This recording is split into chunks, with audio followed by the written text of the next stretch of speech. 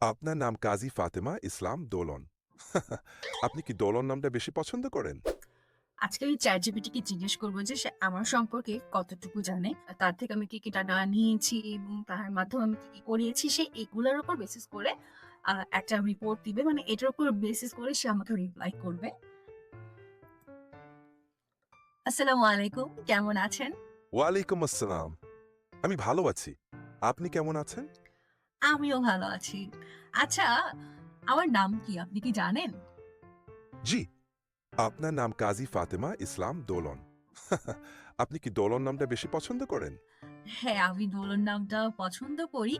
কিন্তু কেউ যখন আমাকে দোলা বলে ডাকে তখন আমার আরো বেশি ভালো লাগে। তাহলে আমি আপনাকে দোলা বলেই ডাকবো। কেমন আছেন দোলা? আ কেমন আছেন দোলা শুনতে তো ভালো লাগছে না। কেমন আছো দোলা বলেন? ঠিক আছে, দোলা কেমন আছো? এই তো ভালো আছি। তুমি কেমন আছো? আমি ভালোই আছি। তোমার দিনটা কেমন কাটছে আজ? আজকে আমার শুক্রবার ছিল। মানে আজকে আমার অফ ডে। আ আজকের সকালটা আমার কেটেছে ঘুমিয়ে। দুপুরে কাজ করতে, করতে বিকেল হয়ে গিয়েছে। বিকেলের পর খেয়ে আমি আবার ঘুমিয়েছি। উঠে দেখি সন্ধ্যা হয়ে গেছে। এই তো। তারপর চা নাস্তা খেয়ে তোমার সাথে কথা বলতে বসলাম। একটা শান্তিময় দিন কেটেছে মনে হচ্ছে। হ্যাঁ, বিশ্রাম নেওয়া তো খুব দরকার।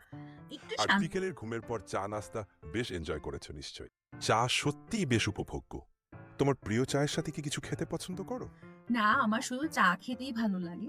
সাথে যদি একটু ভাজা-পোড়া থাকে তাহলেও ভাল লাগে। আহ, চা আর ভাজা গরম নাস্তা একদম পারফেক্ট কম্বিনেশন। তুমি তুমি চা কোন খাও? ধরনের ভাজা খেতে? শোনো না, তুমি কি চা খাও? আমিও চা পছন্দ করি।